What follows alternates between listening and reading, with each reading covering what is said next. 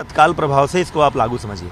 अच्छा, एक सवाल सर इससे अलग शिक्षक भर्ती को लेकर भी करेंगे कि अभी हाल ही में 17,000 पदों की एक भर्ती का आप लोगों ने ऐलान किया, जो पद खाली थे। इसके अलावा अगर बात करें तो जो आरक्षण की विसंगति के मामले थे उसमें 6,000 पदों पर भर्ती की मांग की, लेकिन अभी भी एक नई भर्ती को लेकर जो मांग चल रही है 97,000 पदों की, अभ्यर्थी लगातार प्रदर्शन कर रहे हैं, उसे लेके क्या कहेंगे? देखिए, एक बात अभ्यर्थी बार बार कहते थे कि साहब 1,37,000 पदों पर सुप्रीम कोर्ट ने भर्ती करने को कहा था। आपने जो 68,500 और 69,000 की भर्ती की है उसमें कुछ हजार पद अभी रिक्त हैं, उनको भी भरिए। हालांकि वो ये जब बात कहते हैं तो ये बात भूल जाते हैं। उस समय माननीय सर्वोच्च न्यायालय का निर्देश ये था कि 1,37,000 जो शिक्षा मित्र के पद पर हैं उनको बाहर करते हुए उनके स्थान पर स्थायी शिक्षकों की नियुक्ति करिए। हमारे मुख्यमंत्री जी ने, योगी सरकार ने बड़ी संवेदनशीलता का परिचय देते हुए किसी को बाहर नहीं निकाला कि जो लोग व्यवस्था में लगे वो बने रहेंगे।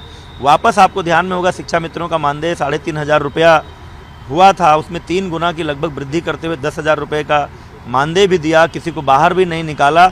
उसके बाद भी 1,37,000 पदों पर नियुक्तियां शुरू की थी। कुछ जो कैलकुलेशन आरक्षण का हुआ था उसमें कुछ विसंगति थी, वो विसंगति ध्यान में आई। 6,000 ऐसे ओबीसी, एससी और एसटी संवर्ग के लड़के, वो 6,000 एक टेंटेटिव नंबर है।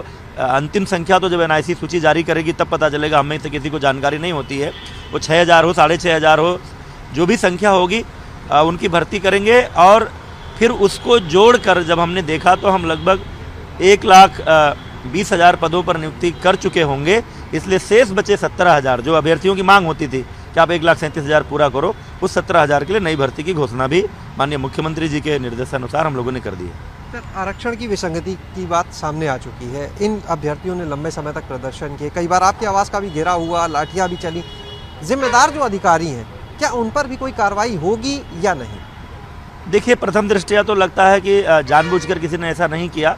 आरक्षण में तमाम परम्यूटेशन कम्बिनेशन होते हैं, हॉरिजॉन्टल रिजर्वेशन, वर्टिकल रिजर्वेशन।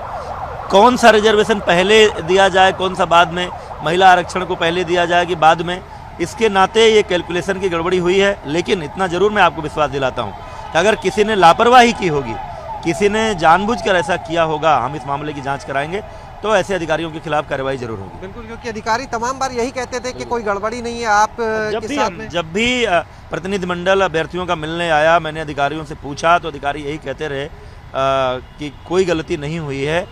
तो जब संज्ञान में आ गया माननीय मुख्यमंत्री जी को और हम सभी को की गलती हुई है, उसके सुधारने का निर्णय लिया गया। यानी आपको भी कह सकते हैं सरकार को भी भ्रमित करते रहे अधिकारी? निश्चित रूप से अगर और पहले ये बात आ गई होती जानकारी में तो इतना लंबा नहीं खींचता। और पहले ही ये सरकार तो ऐसी सरकार है जो माननीय मोदी जी के सबका साथ सबका विकास के मंत्र को लेकर काम करती है। और पहली ऐसी सरकार है जो अगर कहीं कोई समाज के द्वारा, अभ्यर्थियों के द्वारा, मीडिया के द्वारा कहीं किसी कमी की ओर इशारा किया जाता है तो हम बड़े मन से उसको स्वीकार करते हुए उसमें सुधारने की मना स्थिति में भी रहते हैं। एक आखिरी सवाल, इस विभाग से बाहर आकर आगे चुनाव है,